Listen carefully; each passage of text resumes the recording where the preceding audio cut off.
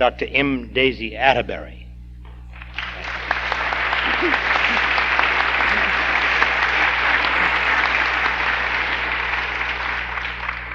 You know, I think the most wonderful thing about this rally is the opportunity you get for an education.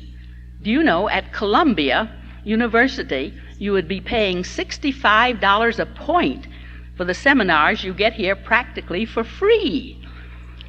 Why, I just am amazed at the bargain we have in coming to this New England rally.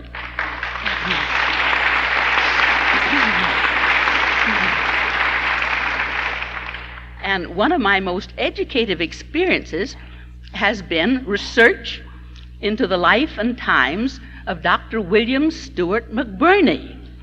My only objection is being called a moderator, because who could moderate Dr. McBirnie?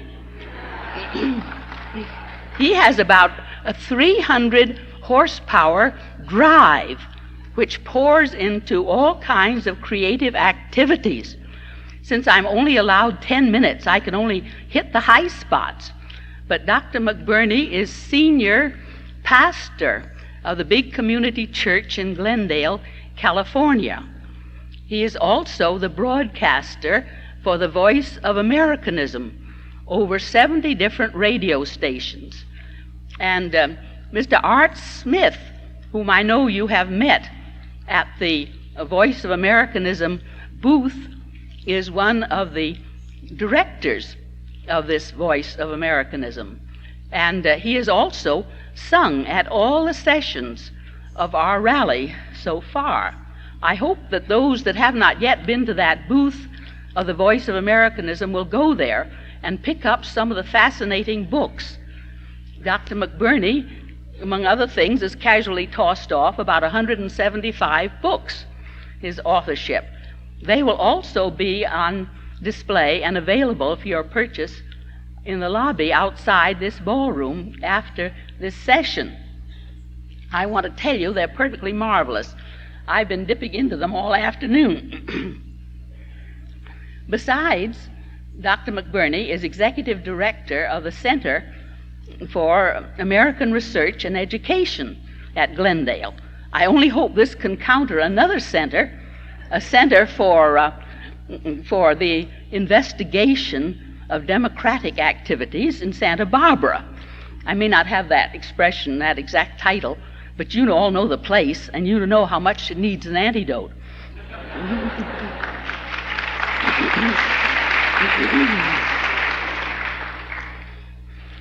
Dr. McBirnie has 6 degrees, earned degrees, and dear knows how many honorary degrees. I wish you'd just pick up his autobiographical sheet there and just go through it, and you'll think you're reading about a whole clan, not just one person. It seems impossible that just one person really could have accomplished so much. And Dr. McBirnie is very, very careful in his documentation. Although he understands the communist menace so thoroughly, and also all the related menaces of Fabian socialism and those other anti-American activities which mask themselves so cleverly, he never is caught off base with a wrong statement or a statement that he cannot prove and absolutely demonstrate its accuracy.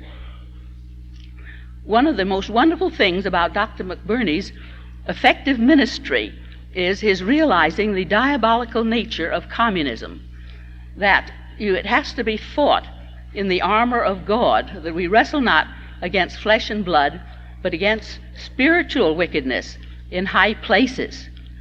And in the wonderful travels that Dr. McBirnie has made around the world, how do you ever find time to do this among tossing off 175 books and a few little things like that? Well, last fall, he went to China, and he was entertained by Generalissimo Chiang Kai-shek. And I was deeply touched because he is going again this fall to Taiwan for the Christian Anti-Communist League big rally there. And I think this 4th of July is an appropriate moment for us to consider our sister republic in Asia, the best friend we have in Asia and perhaps anywhere in the world, the Republic of China.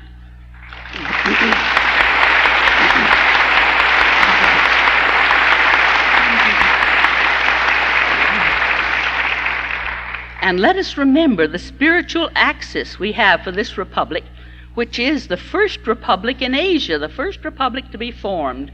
And we hope and pray we'll have the longest continuity, possibly, of any republic in Asia. And remember that Sun Yat-sen took the Constitution from the Gettysburg Address, this government of the people, by the people, and for the people. Those are the three people's principles that are the guiding star of our sister republic. They are taught in every high school. Everyone memorizes and tries to practice these three people's principles which were taken from our Gettysburg Address. Oh, it's so wonderful to think that we have this great, wonderful ally in Asia. And do you know, to me, one of the brightest prospects as a future is to think that 1/4 the human race is Chinese.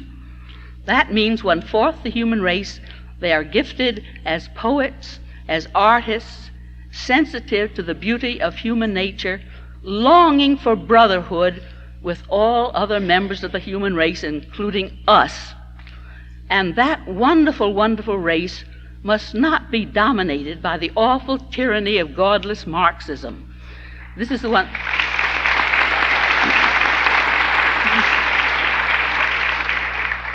This is one of the most hideous injustices that ever happened in the history of humanity, that my beloved China should have been betrayed to this terrible master. And so, as Dr. McBirnie fights communism wherever he meets it, he is also fighting for the freedom of China, that China too may live in holy joy and holy aspiration as Americans wish to do. Now it gives me great pride and great joy to present this wonderful, outstanding champion of everything best that America stands for. And as you listen to Dr. McBirnie, as he makes plain to you some of the mysteries of this enemy, the enemy that seems to be winning in every direction, let us remember that we mustn't just listen, we must go and do likewise. Let us all be disciples of Dr. McBirnie and not just listeners here in this room. Thank you so much for giving me this opportunity.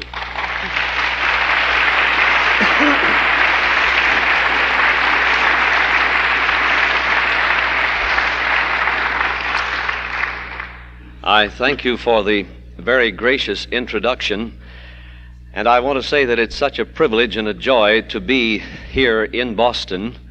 On the way in from the airport, we were chatting with the cab driver, and I accidentally let slip that I was an Irishman and not a Democrat, and he said, "You won't like it in Boston." But I think he's wrong, because in every part of this great nation there are people who really have an insight into what is taking place and who are not fooled nor deceived. And one of the great tasks we have is to give voice to the deep and underlying and very widespread convictions that the common sense of the American people reveal they have.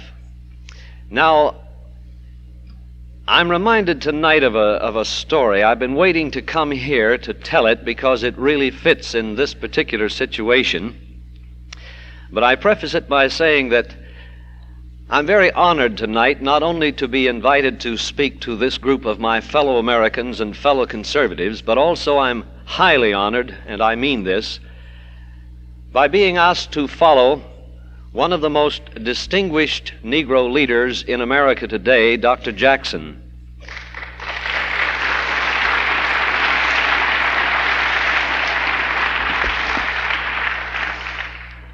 I have known and heard Dr. Jackson for many years. Recently, on one of my broadcasts, I devoted the entire broadcast to his analysis of the demands by Mr. Foreman made of the churches. And I thought that what he said tonight and what he said in that interview that I devoted a broadcast to were among the most sensible comments and analyses of these outrageous demands that I have ever heard.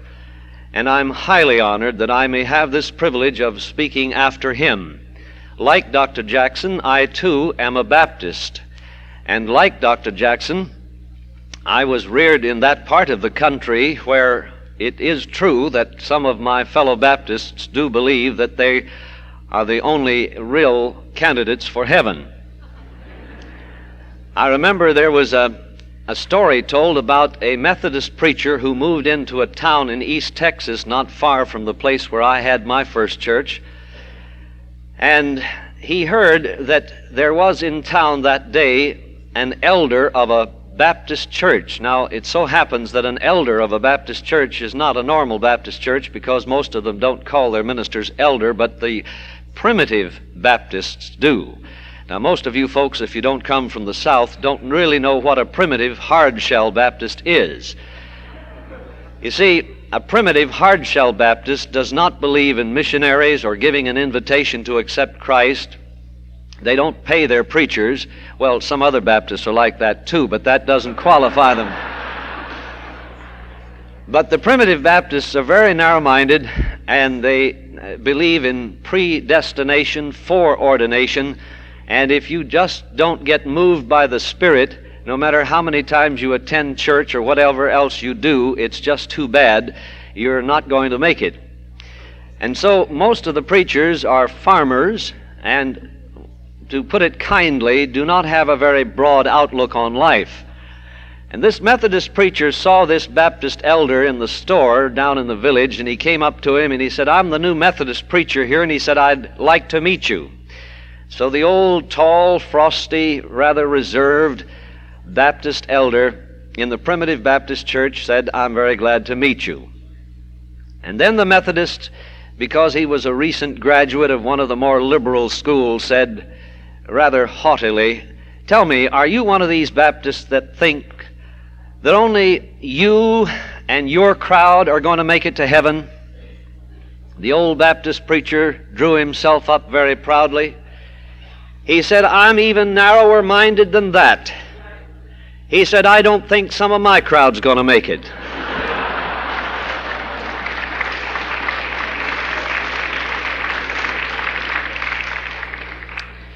You know, we all have our prejudices, and I've got a word to say about those prejudices, and I hope that it will be a fresh and new word, but one more story might sort of loosen us up just a little bit before I get to the point that I want to make, which I have very definitely on my heart tonight concerning prejudice. And that is this. This is a story that a Catholic priest told me, and I assure you in advance, if you're a Catholic, don't get nervous, because this is not an anti-Catholic joke. But it is a story that I think is universal in its application. It seems that there was a little Irish priest that came here to Boston, and he was assigned to a parish up in the upper part of the state, and when he got there, the people were just entranced with him. He had a delightful Irish brogue, and he could tell a story so that it'd just leave the audience rolling in the aisles, figuratively speaking. And he was so impish and so popular, and everybody just was crazy about him, until it was evident after a few weeks that he had a certain kind of built-in antipathy toward the English. He just couldn't stand the British. And he used to bring into his sermons slurring remarks, but he told them very wittily, slurring remarks about the English. And the first few times, the audience just laughed uproariously. But after a while, those who were of English background got just a little bit sensitive about it. And then before long, they had had enough. So they sent a delegation down here to Boston to the bishop. They said, "Now look, we love Father Paddy very, very much. He's a fine priest, and he's just a delightful human being, but he has this awful penchant against the English, and it's beginning to wear thin, and we wonder if you couldn't do something about it. And the bishop agreed, and he called Father Paddy to come down here to Boston. And he said, "Now, Paddy, I'm sorry, but I've had some bad reports," and he said, "I'm simply going to have to put an interdict upon you. From now on, in your sermons, you are not to mention the British, the English, the Limeys, the Queen, the Empire, or any other word whatsoever that has to do with the English. I absolutely forbid it." And Father Paddy bowed his head and kissed the bishop's ring and went back to prepare his sermon for the next Sunday. And when Sunday came, he said, "Flock, I'm going to speak to you today on the Last Supper." Here was Jesus, and on either side of him his disciples. And Jesus' face was grave as he announced, "One of you is going to betray me." And St. Peter said, "Lord, is it I?" "No, Peter, it isn't you." And St. John said, "Is it I?" "No, John, it isn't you." And one by one, the various disciples responded, and each were assured it was not them, until it came the turn of Judas Iscariot, and he said, "Blimey, governor, is it I?"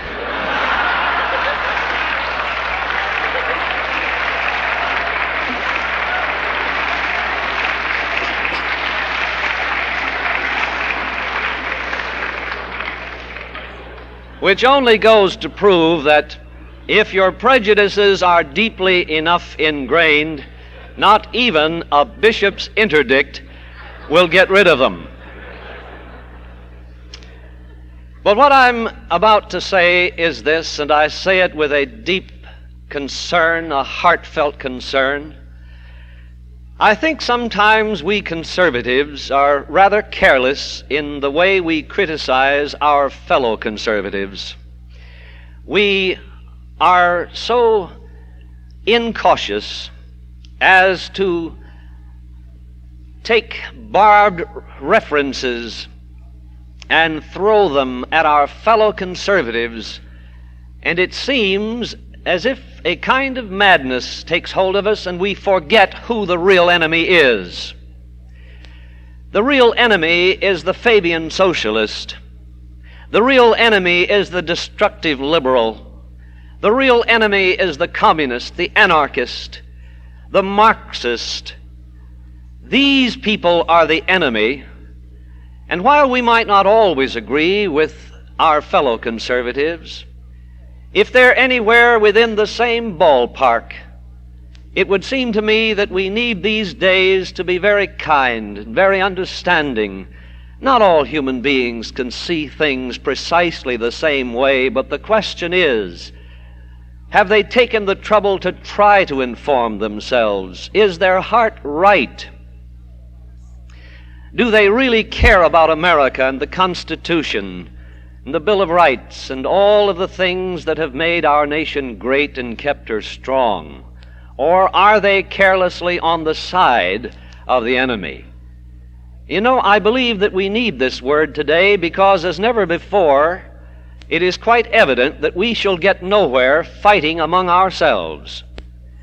Jesus himself said it, and Abraham Lincoln repeated it, "A house divided against itself cannot stand." I'm deeply concerned that this house of conservatism not only stand, but progress and grow and become a mighty force, because, ladies and gentlemen, I do not believe there is another force in this nation that can save it except the conservative people.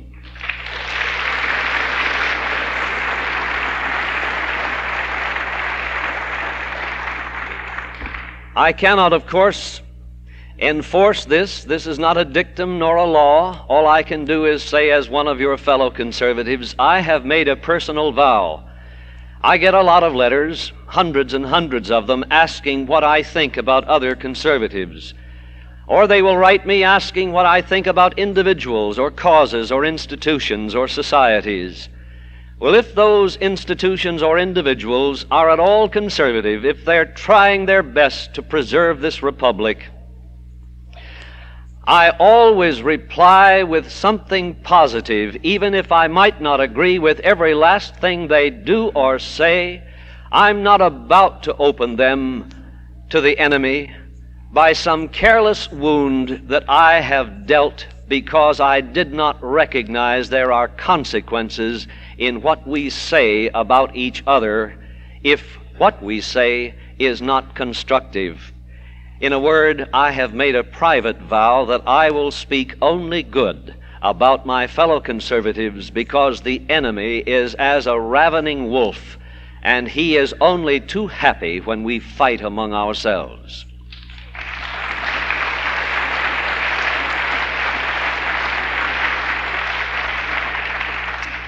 I suppose that what I've just said is the preacher in me, and I'll stop right there because my role here tonight is not that of a preacher so much as it is that of a news analyst. But there is one more thing that I would like to say in this address, which has three parts. The first I have just covered. The second is this, and it is extremely brief. I get a lot of letters through the mail from my radio listeners who belong to churches where the pastors have apostatized from the Christian faith and have become sociological or political liberals. It's a curse, because all across this nation, at a time when our churches are needed as never before, when the churches ought to be leading the fight against communism and socialism, those unchristian evils, at this very moment, unfortunately, there are thousands upon thousands of ministers who have made their peace with communism or who have openly espoused socialism, and therefore the churches are being betrayed from within. Now, the reason for this betrayal goes back in many instances to the seminaries from which these ministers get their training. When I was a student at the seminary at Drake University in Des Moines, Iowa, one of our professors said to us, and I shall never forget it, and it becomes more horrible to me as the years pass, "Young men, when you get out to preach, don't preach the gospel, so-called, for that is out of date. Instead, the message for today is socialism. Socialism is Christianity in its working clothes." I knew then that was a lie, and I know it 100 times better today. But I'm afraid that many of my classmates did not know it was a lie and took him seriously, and they have been preaching socialism ever since. One of the bad results is that usually this empties the churches.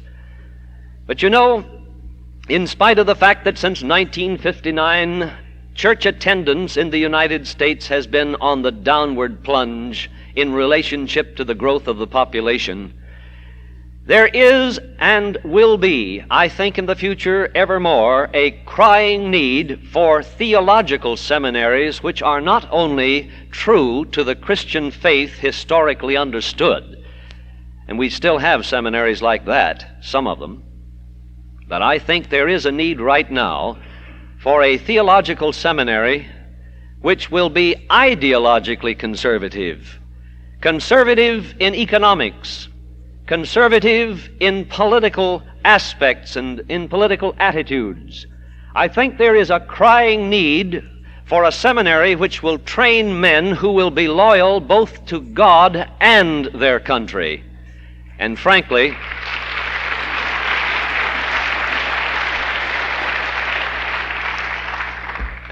I do not know of any seminary in this country right now, I do not know of a single one which is theologically conservative, ideologically conservative, and which offers an accredited doctor's degree for those who complete the course of instruction. I'm very happy, therefore, tonight to make this occasion the first public notice and announcement of the establishment of a new conservative theological seminary in Glendale, California, accredited to offer a doctor's degree for the completion of the course of study, which will be historically Christian and conservative both in ideology and political motivation. I'm also very happy to announce that the chairman of the board of the trustees and advisors of this seminary is no less than one that is highly honored and respected among you here tonight, Dr. Charles Poling.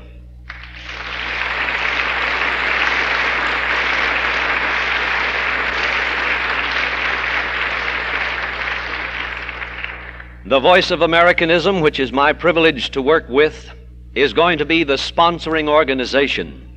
We intend to turn out students that will fill the churches that call for those preachers and pastors who know what it means to be loyal to historic Christianity. It will be an interdenominational seminary, and it will be a place of scholarship, but more than that, it will be a place of training.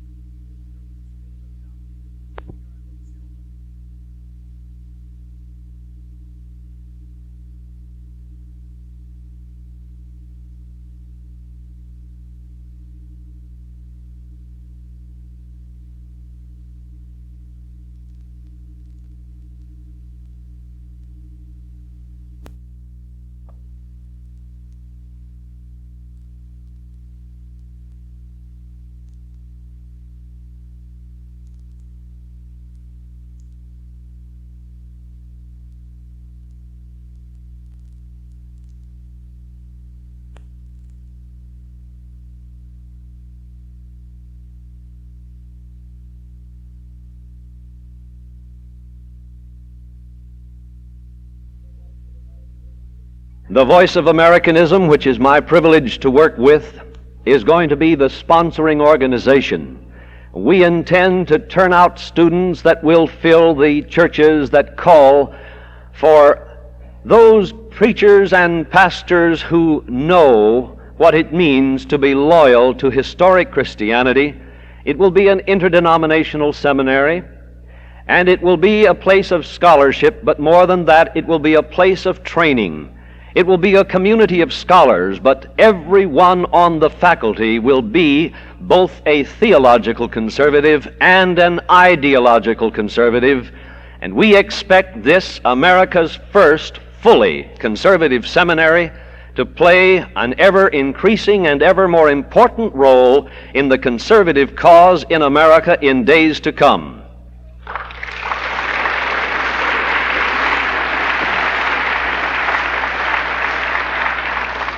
Every man on our faculty will have earned his doctor's degree in an accredited institution of higher learning, and we look forward to the enrollment of those of you who are in theology or in the ministry or who wish to progress in their studies, and then who wish to be recommended to a church, a community church, or a church that will accept students who are graduates from an interdenominational seminary. I myself, of course, will be one of the faculty, but I have called upon one of the outstanding conservative leaders of the West Coast to become the president, a man from Scotland who has labored in this country for the past dozen years and who brings with him a fiery devotion to free enterprise capitalism and the Christian faith, both of which are consistent positions.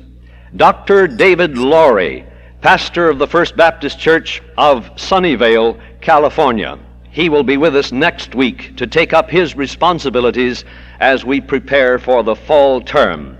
And I would be grateful if you would let this nation know, especially those who are conservatives, about the existence of this seminary, for we will begin to take those students from other seminaries and who are already in the pastorate who have not yet finished their doctoral work.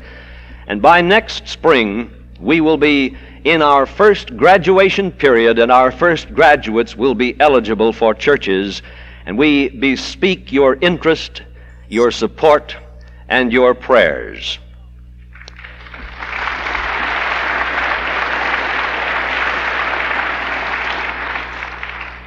Now, the third part of my address tonight is what I really came to bring, and it is, in my way of thinking, the most important thing that I could say to you, because if I could think of anything more urgent, I would bring that. This country today is being torn apart because, as a whole, our leaders and our people are not aware of what is really taking place. Listen to the average politician when he is asked to comment upon a student riot or a race riot, and you will get some kind of a platitude or a trite statement, most often that will say something to the effect that what is needed is more money in a certain element of our society, because money, especially from the federal government, is to the average liberal the cure-all for all problems. The only trouble with that theory is it simply does not work. Pragmatically, it fails the test. We therefore desperately need to educate the leaders of this country, and I think we're going to have to begin with public opinion and let this information go up through the ranks rather than begin at the top and come down, to help our leaders understand what is really taking place, because their analyses is about like that spoken of in the Bible. In vain have they healed the hurt of the daughter of my people lightly, saying, peace, peace, when there is no peace. And that is exactly the spirit, I think, that is prevailing in Washington and in many state capitals and in many universities and in many, many churches. For example, the country is being told that there is no danger from internal communism, that if there is a communist menace in the world, it is international communism. I do not wish to detract from that truth that international communism is indeed a menace and not a nuisance, as Senator William Halfbright would have us believe.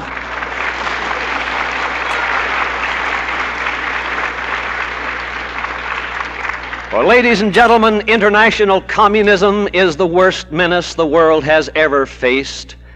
And when communists sit down at peace tables, so-called, they do so with hands that are dripping with blood. They have no sincere desire for peace, but only plot how they can take advantage of us in war or in peace in order to extend the Red Empire. The tiger has not changed its spots. The bear still seeks its victims, and there is no question whatsoever communism is exactly the same today as it was when Lenin launched the first Internationale. People who say that communism is changing are fools.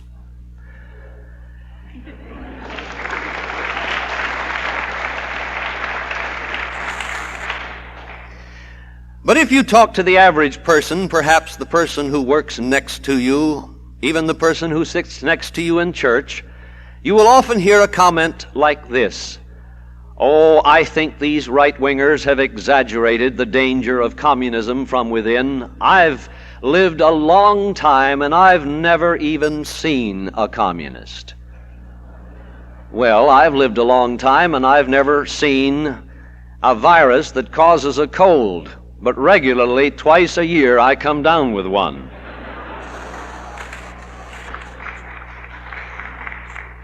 When people say they've never seen a communist, that means that they have never gone where the communists are, because believe me, there are plenty of them around. Merely from a statistical point of view, there are plenty of communists around. Gus Hall said there are 12,000 members of the Communist Party. Then he added with a smirk, and there are 100,000 state-of-mind communists. And I think, if anything, they're the more dangerous.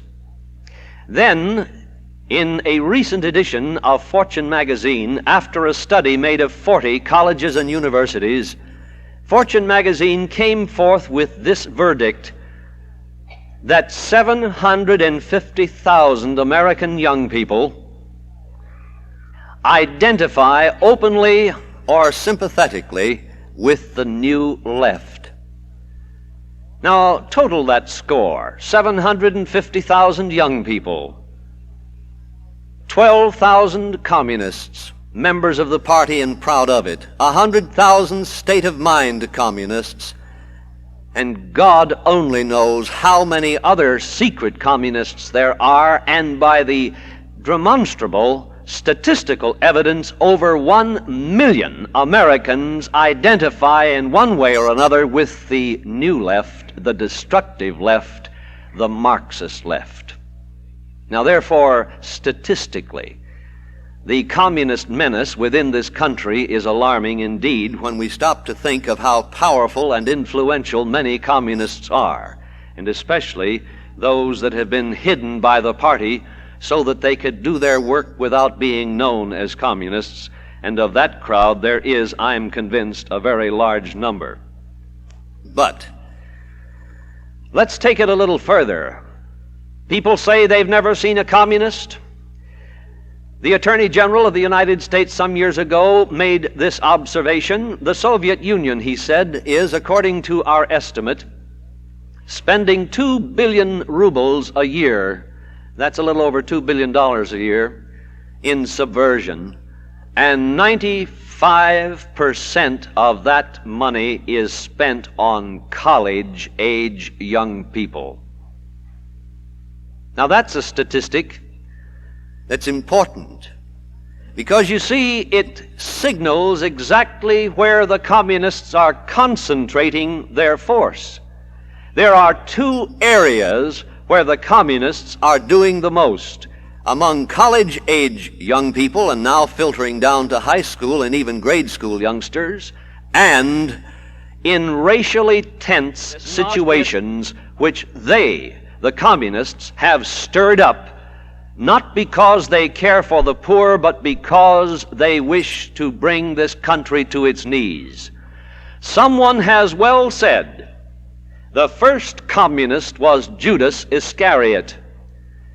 For it says there in one portion of the book of Luke that Jesus was in the house of Mary and Martha and Lazarus, and his feet were anointed with oil, precious spikenard from an alabaster vase.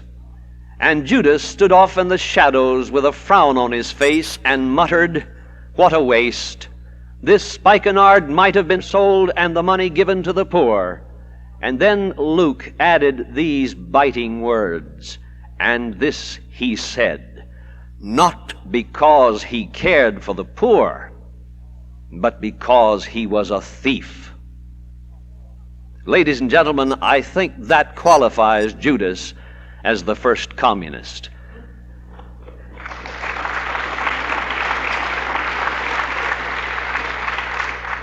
They weep oceans of crocodile tears for the poor. They loudly protest that they are lovers of peace, and all the time they seek only to exploit the poor with callous indifference to their needs, for they have far more poor behind their miserable iron curtain than we have here. And they do not want peace, for while they talk of peace, they ceaselessly wage war. Therefore, they are hypocrites, but that is the least of their crimes. Now, I want you to see, however, something that is just a little different, for everything that I've said so far is merely the old hash rewarmed. And I want to say something new, and I shall say something new, even if what I say is very, very old indeed. It is so old that it will be new.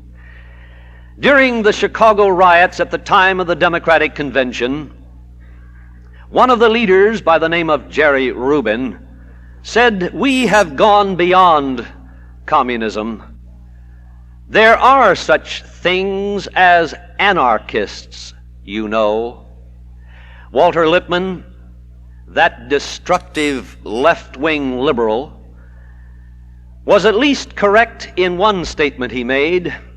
During the student riots in France, which were the first student riots that touched off this wave of student riots that has recently swept across the world, said this: "People in Paris tell me that if I am to understand the student riots of today, it is not enough for me to go back to Khrushchev or to Stalin, but I must go back to the anarchists who lived 100 years ago to find the pattern of what is taking place today."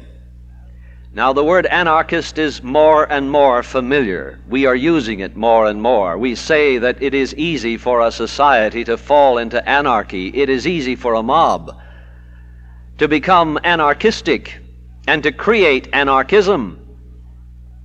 But I'm convinced that 99% of conservatives do not know the meaning of the word anarchy in its historical sense. Anarchy is not social chaos. Anarchy is planned social chaos. And there is a world of difference. It is chaos that has been planned with a purpose. It is chaos, the breaking down of law and order, the breaking down of the chain of command, the breaking down of public confidence in elected officials, the breaking down of the movement of people in an orderly way, only that chaos might result so that in the end another kind of government might ride in upon that chaos, which will have first destroyed the existing social order. In a word, anarchism is planned chaos. Now, that's what I want to speak about tonight, and I have two very unusual exhibits. I have, first of all, before me here the 1910 edition of the Encyclopedia Britannica. Now, you might say, well, what could be more out of date than an encyclopedia that was written and edited and printed before the First World War, before the Communist Revolution in 1917, before the Depression, before the Second World War, before the rise of Stalinist, Leninist Russia, before the rise of the Communist International, before, in fact, almost all of the really important events of today. What good is it to read an old encyclopedia that's 10 years older or 7 years older than the Communist Revolution itself? What could it possibly have to say to us today that would make a difference? Well, I'm going to read you. It's under an article entitled Nihilism, the name commonly given to the Russian form of revolutionary socialism. Now remember always, every sentence I read, this was written in 1910. And it is written about a period of time exactly 100 years ago, 1869. Listen carefully. At first, it had an academical character, but rapidly developed into an anarchist revolutionary movement. It originated in the early years of the reign of Alexander II, and the term nihilist was first used by Turgenev in his celebrated novel Fathers and Children, published in 1862. Among the students of the universities and the higher technical schools, Turgenev had noticed a new and striking original type of young person. Young men and women. Now this is 100 years ago.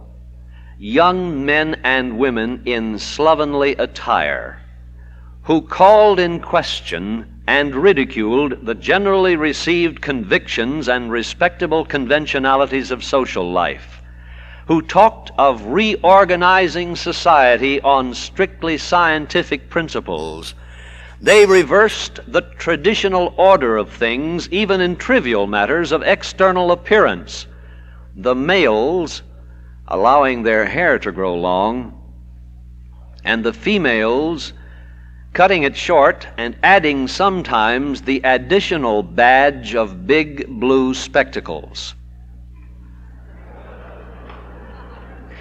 Their appearance, manners, and conversation were apt to shock ordinary people, but to this they were profoundly indifferent, for they had raised themselves above the level of so-called public opinion, and liked to scandalize people still under the influence of what they considered antiquated prejudices. For aesthetic culture, sentimentalism, and refinement of every kind, they had a profound and undisguised contempt. Sound like anybody you know? Having learned the rudiments of positivism, they conceived the idea that Russia had outlived the religious and metaphysical stages of human development and was ready to enter in on the positivist stage. Russia ought, therefore, to throw aside all religious and metaphysical conceptions and regulate her intellectual, social, and political life by the pure light of natural science. Among the antiquated institutions which had to be abolished as obstructions to real progress were religion, family life. Does that sound like anything you've heard lately? Private property, centralized government. Religion was to be replaced by the exact sciences, family life by free love, private property by collectivism, and centralized administration by a federation of independent communes. 1910 this was written, before the Communist Revolution. In other words, they didn't have the Communist Revolution to give them an example. They were writing about a situation that existed back in the 1860s while we were in the throes of a civil war here in America. This was going on. The beatniks, the hippies, the big eyeglasses, the sloppy pants, the long hair, the beards, the whole bit. Listen to this. The program of Russian government reform was extensive and liberal enough to satisfy, for the moment at least, all reasonable reformers. But the well-intentioned, self-confident young people to whom the term nihilists was applied were not reasonable. They wanted an immediate, thoroughgoing transformation of the existing order of things according to the most advanced socialist principles. And in their youthful, reckless impatience, they determined to undertake the work themselves in opposition to the government. As they had no means of seizing the central power, they adopted the method of endeavoring to bring about the desired political, social, and economic changes by converting the masses to their views. They began, therefore, a propaganda among the working population of the towns and rural population in the villages. The propagandists were recruited chiefly from the faculties of the schools and universities. Some disguised themselves as artisans or ordinary laborers and sought to convert their uneducated fellow workmen, while others settled in villages as school teachers and endeavored to stir up disaffection among the recently emancipated peasantry by telling them the Tsar intended they should have all the land and that his benevolent intentions had been frustrated by the selfish landed proprietors and the dishonest officials. Landed proprietors and officials, it was suggested, should be got rid of. And then the peasants would have arable, pastoral, and forest land in abundance and would not be required to pay any taxes. To persons of education, the agitators sought to prove that the general economic situation was desperate, that it was the duty of every conscientious citizen to help the people in such a dilemma, and that the first step toward the attainment of this devoutly to be wished consummation was the limitation or destruction of uncontrolled supreme power. The activity of the police naturally produced an ever-increasing hostility to the government.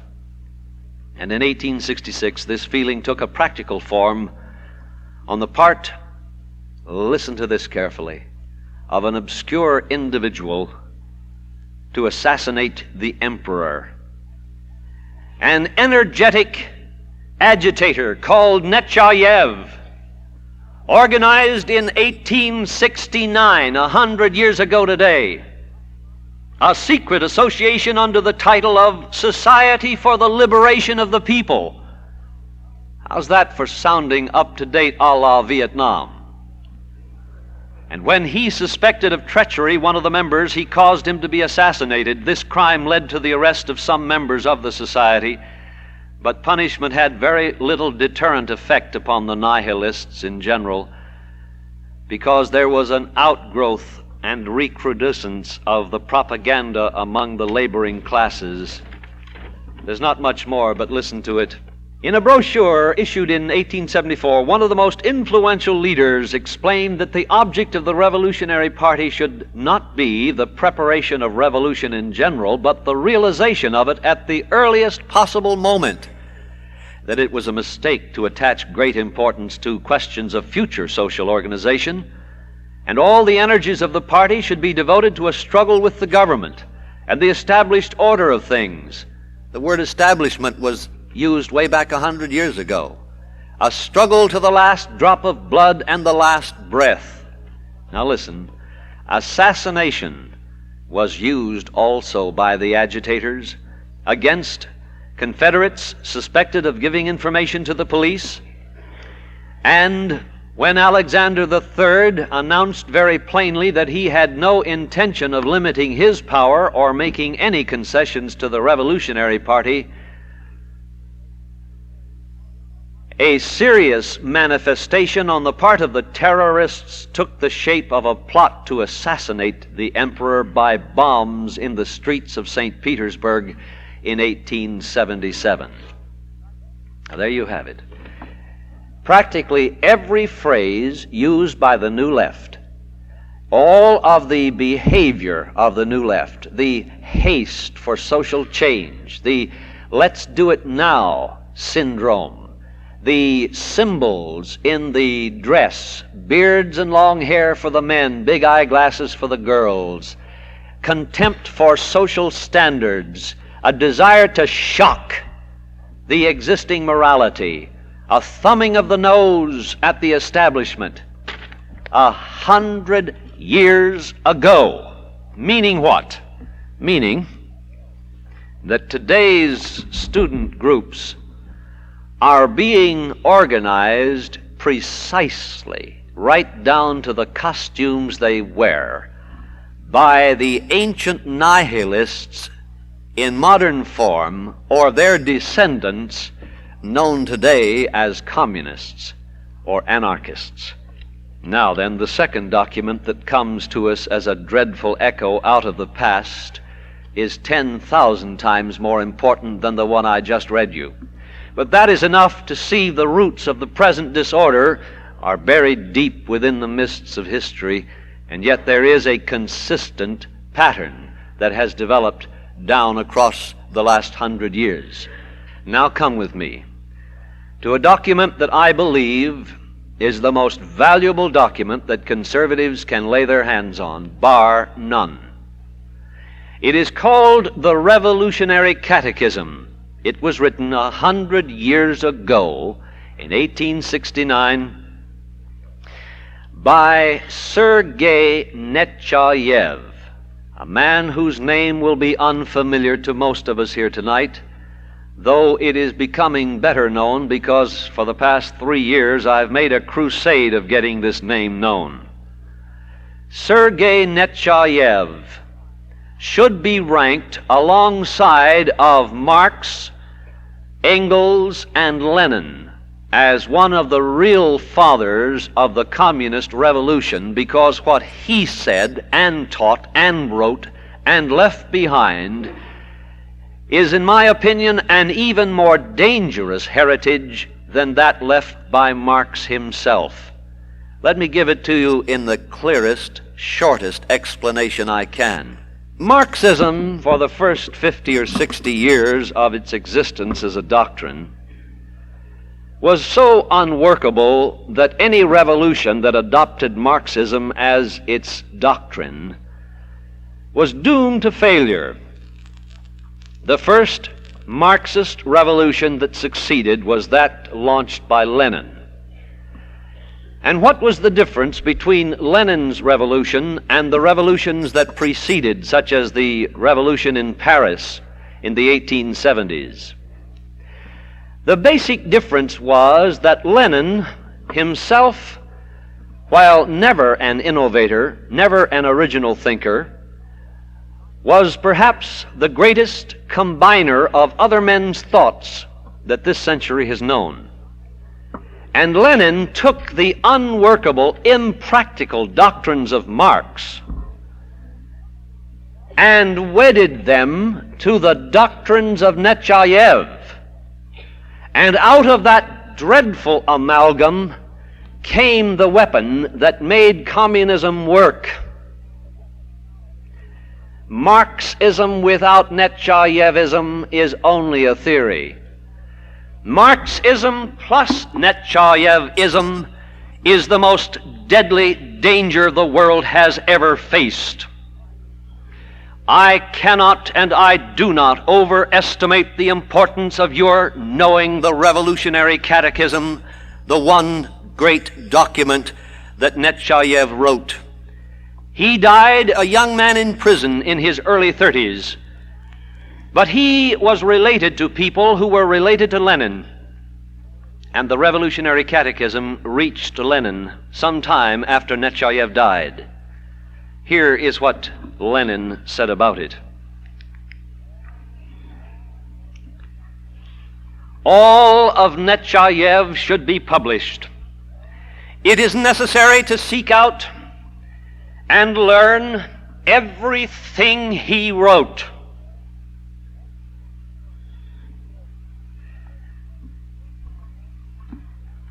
He spoke of Nechayev in these words: this titanic revolutionary who gave his words such startling formulation that they were forever printed on the memory. Now, if Lenin could say that about these words, it certainly is not beyond the range of scholarship and responsible reporting to say that Lenin himself must have felt these words forever implanted upon his memory. Indeed, the greatest biographer of Lenin, who wrote a book called The Life and Death of Lenin, Robert Payne, credits Leninism as merely being a restatement of Nechayevism. One cannot fully understand communism without understanding thoroughly the towering importance of the Revolutionary Catechism, for here is the real secret that makes communism work so effectively in fomenting revolution in every land. One will never truly comprehend the amazing success of communism or the psychology of the communist as a person unless he has first weighed Nechayev's contribution to Marxism-Leninism through his advocacy of self-destruction as a fundamental principle of revolution. Nechayev's name today is almost unknown, yet it should be added to that of Marx and that of Lenin as those major geniuses of evil whose impact upon history has forever changed the world. Marxism would only be another sterile economic theory were it not for the doctrines of Nechayev as enunciated in the Revolutionary Catechism. It surpasses in significance the writings of Marx himself. The Revolutionary Catechism transformed Lenin into the ruthless, murderous monster that he became. It gave him the dreadful instrument that made communism the most important and sinister movement of the 20th century. It is the guide to power, the means of the transformation of ordinary men into the new communist man, and much more. Nothing could possibly be more useful than that everyone that seeks to combat communism become fully acquainted with the Revolutionary Catechism, for it is still today, ladies and gentlemen, the dreadful secret behind communism. It is the reason that there can be no compromise with communism, no negotiations, no appeasement. Read for yourself the Revolutionary Catechism and fear, for this is the true measure of the enemy. A young man, a young woman who seeks to become a revolutionist, and who then is taught, as they are being taught, this 100-year-old Revolutionary Catechism, this shattering covenant with death, will actually undergo a transformation of personality. And I do not know but two documents in the world that produce this. The Holy Bible can actually transform a man who reads it for righteousness. The Revolutionary Catechism can transform a man who is socially alienated and sick into a veritable monster when he reads it.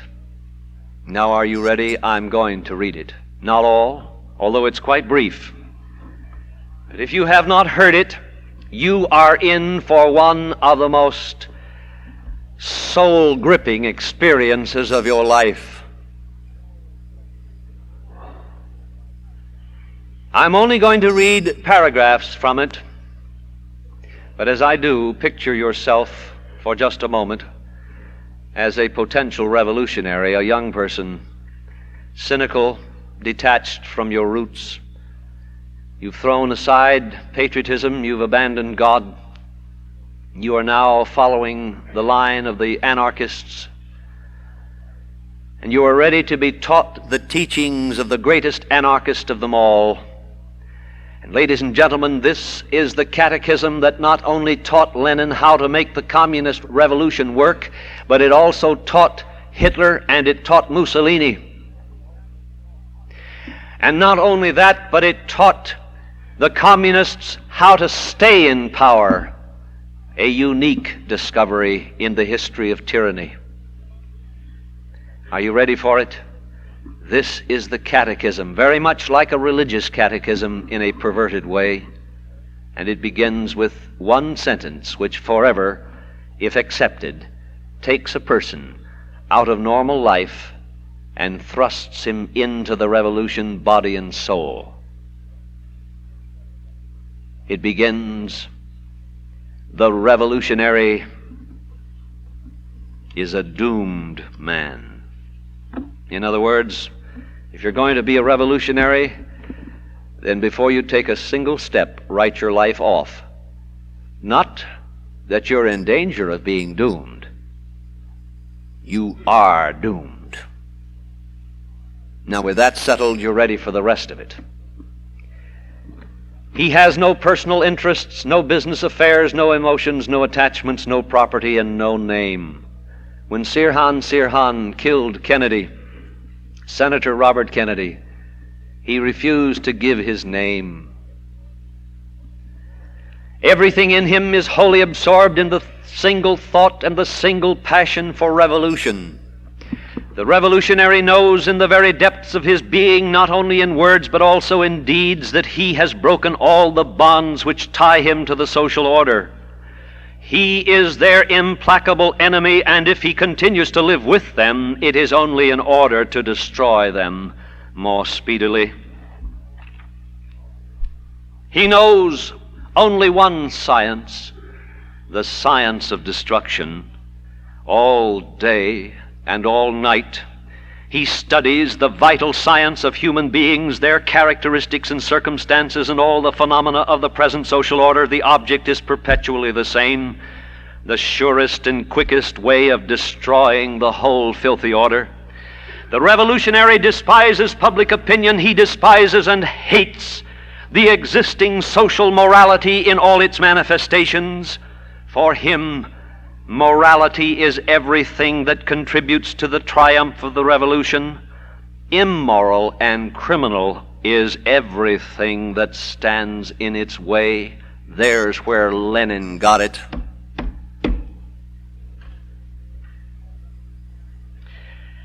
The revolutionary is a dedicated man, merciless toward the state and toward the educated classes, and he can expect no mercy from them. Between him and them there exists a relentless and irreconcilable war to the death. He must accustom himself to torture. For him there exists only one pleasure, one consolation, one reward, one satisfaction: the success of the revolution. Night and day he must have but one thought, one aim: merciless destruction.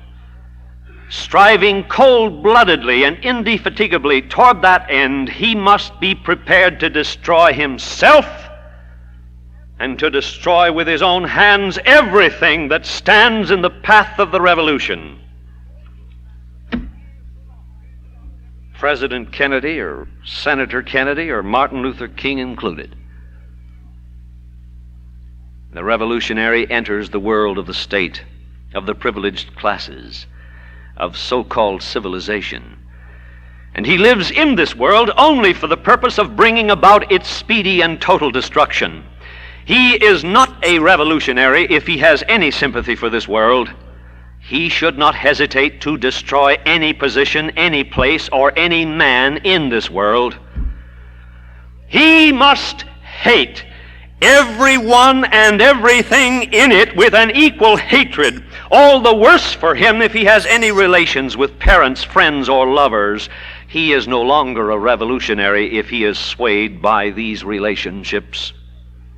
Aiming at implacable revolution, the revolutionary may and frequently must live within society, while pretending to be completely different from what he really is, for he must penetrate everywhere, into the higher and middle classes, into the houses of commerce, into the churches, into the worlds of the bureaucracy and literature and the military.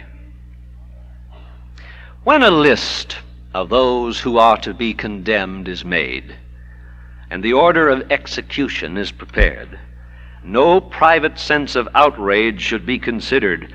Hatred and a sense of outrage may even be useful in so far as they incite the masses to revolt. It is necessary to be guided only by the relative usefulness of these executions for the sake of the revolution. Above all, those who are especially inimical to the revolutionary organization must be destroyed. Listen to this. Think about the assassinations we've had recently. Their violent and sudden deaths will produce the utmost panic in the government, depriving it of its will to action by removing the cleverest and most energetic supporters. Think of what's going on in Vietnam tonight, where the Viet Cong systematically liquidate by beheading and disemboweling and worse the leaders in the villages, the school teachers, the mayors, etc. Here you have the origin of that idea.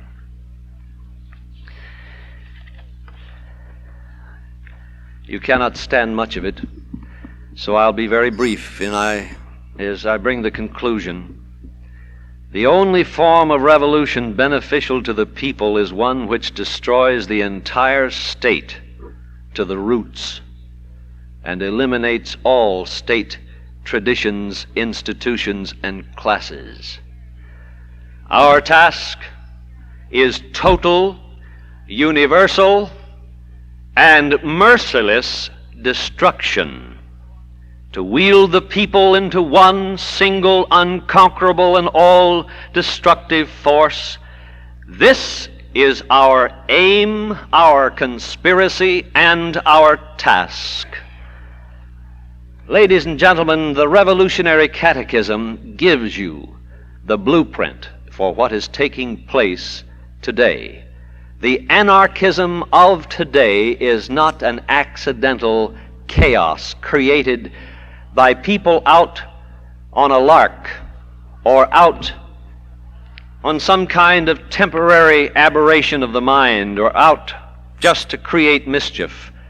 The anarchism of today has been carefully calculated by the teachings of Nechayev, the dreadful mentor, teacher, and instructor in the way of the revolution.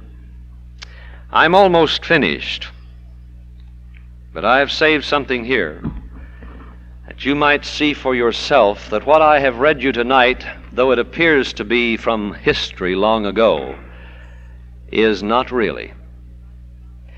What I have read you tonight sounds very much up to date, But, ladies and gentlemen, it not only sounds up to date, it is up to date. I have before me the publication of the Black Panther Party known as the Black Panther, their magazine.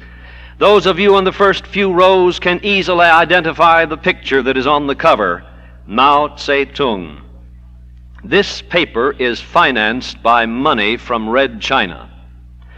It is published in the United States, in Berkeley, California, and in Oakland, California, and distributed to all disaffected Negro groups that they can get to read it. And it is having a dreadful influence upon this country. It is perhaps the most dangerous of the underground newspapers abroad in the land. Let me just point out a few things that are in it. This is just a copy. I get it every time it comes out, but on the front, Mao Zedong. The second page, a story by Eldridge Cleaver. On the third page, a cartoon showing policemen as pigs, pig faces, policemen's uniforms. On page 4, an article against black capitalism. Page 5, a continuation of the same article. Page 6, a picture of the Viet Cong at war with an approving article.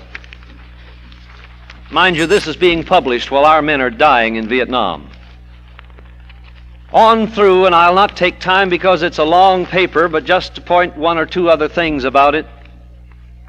An article by Eldridge Cleaver, another page. Another one by Huey Newton, the so-called Minister of Defense of the Black Panther Party, who is now in prison. And then it concludes with certain ads in the book. It shows, for instance, on the back, revolutionary guerrillas holding up their weapons in the air. And among the things advertised is this sheet, which is enclosed in the Black Panther. This is not just a random thing that I picked up because it happened to be there, but it was enclosed in the Black Panther. And other issues of the Black Panther have had this information printed right in the paper itself. For example, you'll see here on the audience's right is a picture of a Black Panther. On the left is a drawing of a Black Panther, an animal.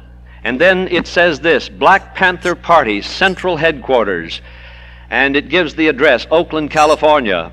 And then this is a list of books and posters which are for sale, right down the line. And when you come to this one, which is fifth from the bottom, here it is. The Revolutionary Catechism, price 50 cents in quantities or 75 cents in single copies. What am I saying? I'm saying, ladies and gentlemen, that the Revolutionary Catechism that I read you tonight is not a historical curiosity to be found buried in some biography of Lenin. It is being currently used to instruct people in the way of revolution. Now that's what our police are up against. That's what you're up against. That's the true nature of the enemy. And I have carefully documented every word I have said tonight. It would hold up under the most careful scrutiny. This is the measure of your enemy. This is what you must know when you do your best to oppose the communist, anarchist, nihilist menace in America today. For the Black Panthers are only one of several groups that are using the Revolutionary Catechism. And this explains, as one policeman told me, why. Sometimes when a riot is held in a racially disturbed neighborhood, these men will walk right into the guns. And even when they're shot down, it makes no difference, because they have already made their covenant with death. They accepted the dictum that is sentence 1 in the Revolutionary Catechism. The revolutionary is a doomed man. Day and night, he has but one thought, one aim, one purpose: the success of the revolution. He must not hesitate to destroy any man, any institution on the face of this earth for the sake of the revolution. To understand less than we have discussed here tonight is to understand less than the full truth about what is wrong in America today. I make this plea. It is time that we stopped playing. It is time, ladies and gentlemen, that we took seriously this threat. It is time that we began to write our congressmen and senators, and not just in ordinary little polite notes, but with telegrams and visits and insistent phone calls and a deluge of letters, demanding that the laws against sedition be enforced to the letter.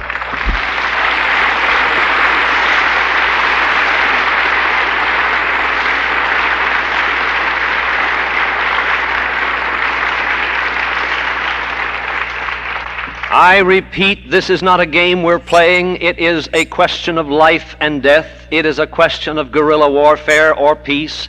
It is a question of the survival of this republic.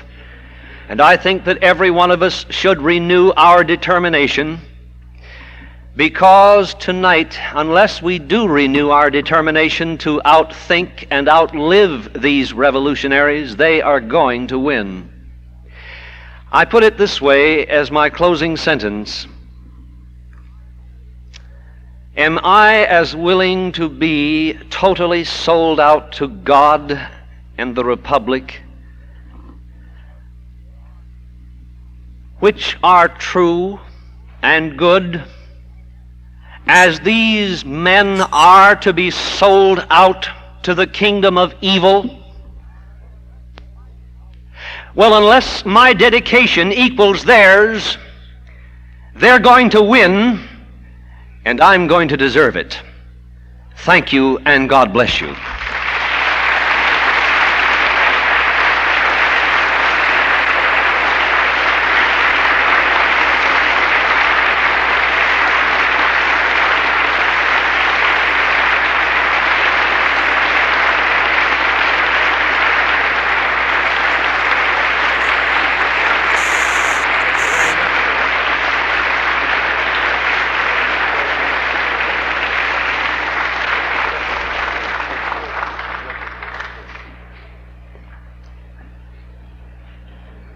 I'm sure we're all very grateful to Dr. McBirnie, and I can't tell you how encouraged I was by the second part of his speech, the fact that we may have some adequately trained people in the churches before very long.